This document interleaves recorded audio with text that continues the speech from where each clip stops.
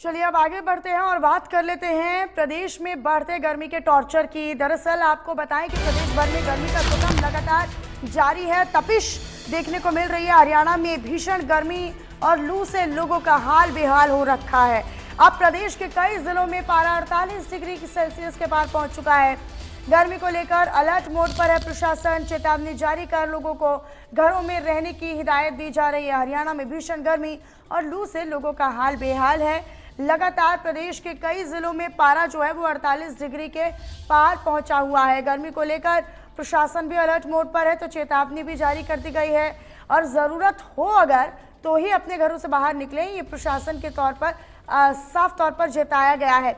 गर्मी को लेकर प्रशासन अलर्ट मोड पर है। चेतावनी जारी कर लोगों से अपील की जा रही है और साथ ही साथ लोगों को अलर्ट भी किया जा रहा है कि भाई ज़रूरत नहीं है तो आप घरों में ही अपने आप को सुरक्षित महसूस करें फिलहाल, क्योंकि दिन का तापमान बाहर निकलने योग्य है नहीं।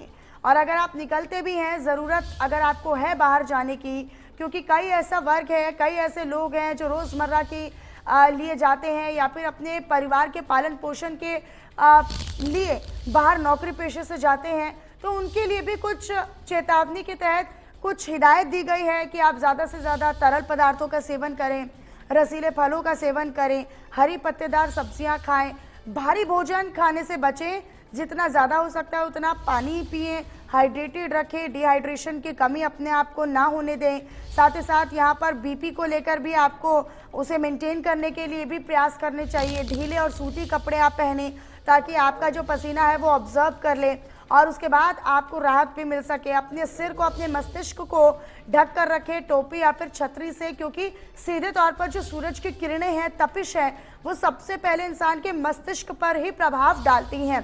तो लिहाजा शरीर में कई गंभीर बीमारियों को न्योता भी देती है भीषण गर्मी और तपिश जो है, और कई लोगों के लिए असहनीय हो जाती है।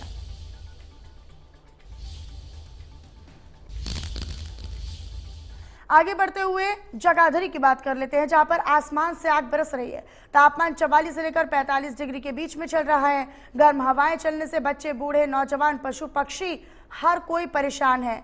लिहाजा लोगों के लिए मुश्किलें पैदा हो गई हैं। लोगों को घरों में रहने के लिए मजबूर होना पड़ रहा है।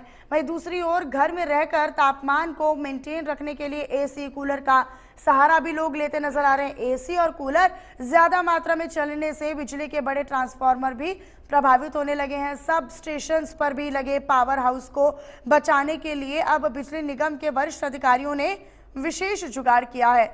दरअसल सब स्टेशन एवं पावर हाउस में विशेष पंखे लगाए गए हैं। इसके अलावा वाटर पाइपलाइन के माध्यम से भी पावर हाउस के आसपास लगातार पानी के बौछारें की जा रही है, छिड़काव किया जा रहा है।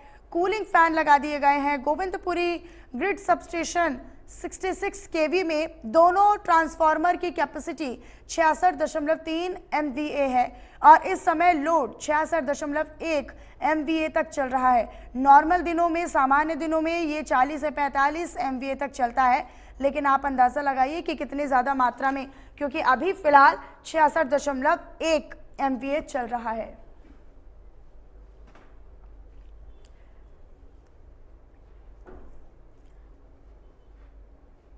हालांकि ट्रांसफार्मर्स को ठंडा करने के लिए, कूल करने के लिए पंखे भी लगाए गए हैं। आसपास पानी का छिड़काव लगातार किया जा रहा है और आपको बताएं कि यहाँ पर एक बहुत बड़ी चुनौती हो जाती है बिजली विभाग के लिए भी कि क्योंकि कूलर और एसी जो है वो ज़्यादा मात्रा में, ज़्यादा समय के लिए उनको कंज्यूम किया जा रहा है, उनका यूजेज किया जा रहा है, उनका इस्तेमाल किया जा रहा है। तो लिहाजा इससे ट्रांसफार्मर्स पर भी प्रभाव पड़ रहा है। बड़े ट्रांसफार्मर्स पर भी इसका इफेक्ट पड़ रहा है। छोटे ट्रांसफार्मर्स आपको बताएं कि वो पूरी तरीके से ठप हो जाते हैं। कई मरतबा बिजली कटौती का सामना भी इस दौरान लोगों को भारी गर्मी में, तपिश में करना पड़ता है। बिजली के ट्रांसफार्मर पर इसका असर पड़ रहा है। लिहाजा बिजली निगम ने अब विशेष जुगाड़ बैठा लिया है। विशेष जुगाड़ वो ये कि पंखे लगा दिए गए हैं कूलिंग करने के लिए। आसपास पानी का छिड़काव लगातार किया जा रहा है।